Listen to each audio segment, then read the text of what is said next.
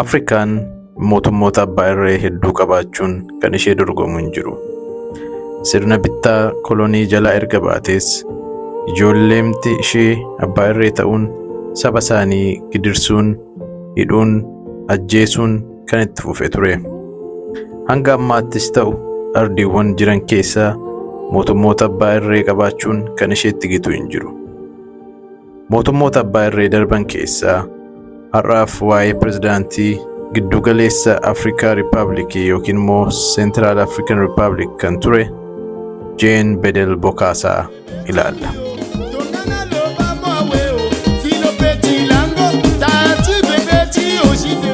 Bokaasaan bara 1966 hanga bara 1979tti waggoota 13tiif pirezidaantiis, mootiis, ajajaa waraanaas ture. Bokaasaan fonqolcha mootummaatiin akkuma aangoo qabateen koloneelii irraa gara jeneraalaatti of guddise. Yeroo boodas fiild maarshaalii ta'eeraa jedhe. Yeroo xiqqoo booda ammoo uummata kootiif jecha fedhii mataa kootiin pirezidaantii umrii guutuu ta'uuf waan murteesseef uummanni Riippaabilikii Seentiraal Afrikaa baga gammaddan jechuun ibsa baase. Aangoo qabatee waggaa 10ffaa isaatti mootummoota biyyoota adda addaa waamuun sirna ho'aa ta'een mootii ta'ee muudamuusaas labse.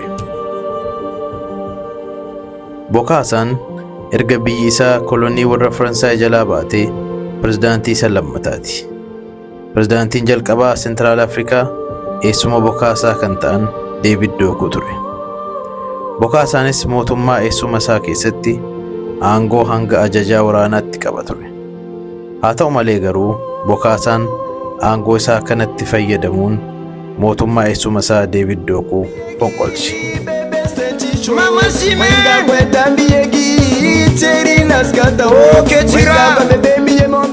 Bokaasaan hanga sadarkaa lammaffaatti mana barumsaa biyya Faransaayitti barateera. Humna ittisa Faransaay keessattis loltuu ta'ee qacaramuun waggaa 22 oliif tajaajileera. Akkuma biyyi isaa Seentiraal Afrikaan kolonii Faransaay jalaa baateenis biyyatti deebi'uun mootummaa eessuma isaa Deevid Dookuu keessatti sadarkaa kolonimmaatiin ajajaa waraanaa ta'uun muudameera. Eessumni isaa Deevid Dookuun Bokaasaa ajajaa waraanaa godhee muuduun isaa nama amanamaa naaf ta'a jedheetu ture. Haa ta'u malee garuu Bokaasaan guyyaadhaa gara guyyaatti amala adda addaa agarsiisuun jalqabe. Yeroo hundaas pirezidaantii caalaa mul'achuu fi of agarsiisuu baay'isuus jalqabe. Gorsitoonni mootummaa Deevid Dookuus amala isaa kana ilaaluun namichi kun fonqolcha yaaduu danda'a, of eeggadhu jedhanii pirezidaantii gorsuuf yaalanis Deevid Dookuun Bokaasaan kana gochuuf dandeettii fi fedhii siin qabu jechuun dhimma maatii keessa akka hin galleef isaan akeekkachiise.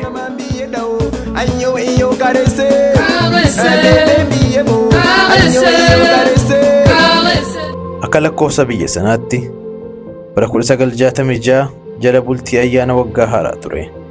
Jiraattonni magaalaa guddittii Seentiraal Afrikaa Baanguuyi waggaa haaraa simachuuf hunduu oliif gadi fiigaa. Ministeeronni fi gaggeessitoonni biyyaa hunduu bakka bashannanaa fi maatii waliin waggaa haaraa simachuuf walitti qabamaniiru. Pirezidaantii Deevid Dookuun ammoo gara kibba biyyattiitti imaluun lafa qonnaa daawwachaa jiru. Ijjiif gurri uummata biyya sanaa ayyaana waggaa haaraa irra ta'uunsaa fi pirezidaantii Deevid Dookuun masaraa mootummaa jiraachuu dhiisuun isaanii kan hubate Bokaasaan loltoota ajajuu qabatee masaraa mootummaa qabate. Wantoota hundumaa to'annaa isaa jala galchuufis yeroo dheeraa ittiin fudhanne ture. Mootummaa isaanii fonqolchamuu kan hubatan Deevid Dookuun kibba biyyattii keessa dhokachuuf yaalanis loltoota Bokaasaa harkaa ba'uu hin dandeenye. Kanaanis Bokaasaan mootummaa eessuma isaa fonqolchuun eessuma isaa Deevid Dookuu gara mana hidhaatti darbate.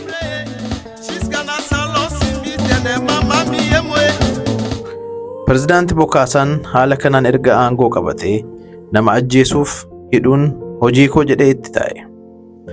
Mormitoota isaa qofa osoo hin taane namoota nagaas sababa adda addaa barbaadee hidhuu fi ajjeesuu ittuma fufe.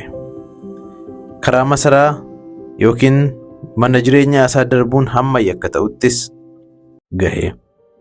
Dabalataanis Bokaasaan erga aangoo qabatee seerota adda addaa baasuunis ni beekama. Isaan keessaa tokko dhiirriif dubartiin waggaa 18 hanga 55 ta'an hojii qabaachuu isaanii hin mirkaneessan taanaan akka hidhaman yookiin ajjeefaman kan jedhudha. Kadhaan olkaa yommuu ta'u, hattummaan namni shakkame gurri isaa irraa kutama. Bokaasaan namoota isa morman dursa hanga gogaan irraa luqqa'utti ni reebsisa, booda ni ajjeesisa. Namootas helikooftara irraa darbachuun naacha akka nyaachisees ni dubbatama. Bokaasaan reebichaaf ajjechaa namoota tokko tokko irratti ofii isaa qooda akka fudhatus ni dubbatama. Bokaasaan haadha manoota 17f ijoollee 62 ol qaba. Ijoolleen isaa kunis biyyoota adda addaa keessa waan jiraataniif erga pirezidaantii ta'ee hunda isaanii walitti qabee gara Baanguuyitti fideera.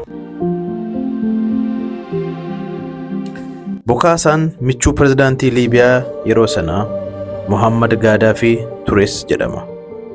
Yeroo tokko daawwannaaf gara Tiripoolii dhaqee akka deebi'een ana har'aa kaasee musliimadha, maqaan koos Saala Ahmed Bokaasaadha jedhee labse. Ji'a 3 booda ammoo gara kiristaanummaa kootti deebi'eera jedhe.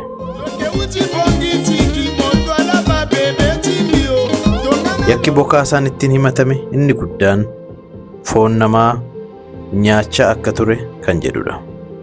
Masaraa mootummaa keessatti qaamni namaa ciccitee fannifame akka tures ni dubbatama. Itti gaafatamaa eegumsa masaraa Bokaasaa kan ture tokko foon namaa namoota baay'ee jaallatu qofaa fi ofii isaa akka affeeru nan beeka jechuun ragaatti ba'eera. Haa ta'u malee Bokaasaan himanni kun sobadha jechuun falmeera. Que je suis cannibale, que j'ai tué les enfants, mais lui... Ani bineensa nama nyaatu miti, nama ijoollee ajjeesus miti. Seenaa jireenya koo osoo dubbistanii ani nama akkanaa miti. Si vous lisez bien ma biographie... Bokaasaan waggaa 13 erga pirezidaantii ta'ee ammaan booda mootii ta'uun qaba jedhee sirna ho'aa ta'een uffata warqee irraa hojjetame uffatee teessoo warqee irra taa'ee mootii ta'ee muudame. Bokassa premier, jurons et promettons solennellement. Bokaasaan erga mootii ta'ees ajjechaa isaa ittuma fufe. Keessattuu ajjechaan barattoota sadarkaa tokkoffaa irratti raawwate michoota isaa Faransaay dabalatee uummata addunyaa hedduu rifaasise. Bokaasaan barattoota sadarkaa tokkoffaa baratan hunduu yuunifoormii suuraa isaa qabu akka uffataniif ajaja dabarse. Yuunifoormiin kana ammoo kaampaaniin haadha manaa isaa keessaa ishee tokko akka qopheessitu taasise. Uffanni kunis suura isaa waan irra jiruu fi uffata gaariif gatiin isaa mi'aawaa akka ta'u godhe. Kanaanis barattoonni bitachuu waan dadhabaniif seera kana mormuun hiriira nagaa ba'an. Haa ta'u malee Bokaasaan ijoolleedha jedhee osoo hin gaddiin loltoota itti erguun baay'ee isaanii ajjeesisuun warra hafan ammoo mana hidhaatti guursise. Bakka hidhamanittis ofii isaatii deemee akka reebee fi ajjeeses ni himama. Reebichaa fi rasaasaan walumaa galatti ijoollee 100 ol ajjeesise. Bokaasaan haala kanaan kan barbaade gochaa, kan barbaade ajjeesaa itti fufe. Bara 1979 keessumaa ajjechaa barattootaan booda deeggartoonni isaa keessumaa ammoo Sentiraal Afrikaa keessatti buufata waraanaa kan qabdu biyyi Faransaay fuula irraa garagalfachuu jalqabde. Kanaanis mootummaan Faransaay aangoo irraa isa buusuuf murteesse. Bokaasaan michuu isaa Gaadaafii waliin Tiripooliitti michooma isaanii kabajatu ture. Waraanni Faransaay Baanguuyi jiru ammoo mootummaa Bokaasaa kuffisuuf socho'uu jalqabaniiru. Fulbaana 17 bara 1980 waraanni Faransaay 300 ol ta'an buufata xiyyaara Baangui fi magaalaa guddoo to'atan. Pirezidaantiin duraanii David Dookun bakka jiruu fidanii iddoo isaa duriitti deebisan. Waggoota 13 booda David Dookun pirezidaantummaatti deebi'uun mootummaa Bokaasaa kuffisuu fi mootummaa haaraan ijaaramuu isaa raadiyoo biyyaalessaatti labsan. Kun hundi ta'uu kan hin dhageenye Bokaasaan turtii isaa Tiripoolii xumuree gara biyya isaatti qajeele. Haa ta'u malee balalistoonni xiyyaaraa Faransaayota waan ta'aniif ajaja mootummaa Faransaayeen Baangui osoo hin taane Paarisitti geessan. Paarisis akka gaheen xiyyaara irraa buusuun erga sakatta'aniin booda namoota isa duukaa jiran hunda sassaabanii hidhan. Guyyaa 4 booda Bokaasaan biyyi Cote d'Ivoire akka kooluu kennituufi waan dubbatteef achitti ergame. Garuu boodarra Faransaayis biyya ishee keessa jiraachuu waan eeyyamteef Paarisitti deebi'e. Paaris keessattis hedduu rakkate. Rakkinni itti hammaannaanis gara biyya kootti na galchaa jedhee kadhate. Que je suis arrêté 5 ans sans argent avec simple pension militaire. Waraana Faransaayif waggaa 23 tajaajileera. Erga hidhamee kaasee qarshii hin qabu, hedduu rakkadheera. Gara biyya kootti deebi'uun barbaada. Garuu tikkeetti malee waan ani ittiin bitadhu hin qabu. Mootummaan Faransaay biyya kootti na haa deebisu. Kadhannaan koo yeroo hundaa isa kana. Il y a un gouvernement qui m'a arrêté. Bon. Bakka hin jirretti duuti kan itti faradamee Bokaasaan gara biyyaatti yeroo deebi'u yeroo lammaffaaf himatamee mana murtii dhaabbatee falmatus ammas du'i itti murtaa'e.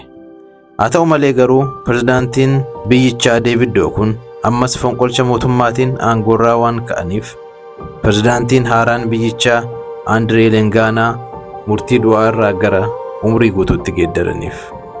Xiqqoo tures gara hidhaa waggaa 20tti waggaa 3 booda ammoo dhiifamaan gadhiifame. Bokaasaan nama bilisaa ta'uun biyyuma mootii itti ta'ee ajjeesaa ture keessatti bara 1966 dhukkuba onneetiin du'e.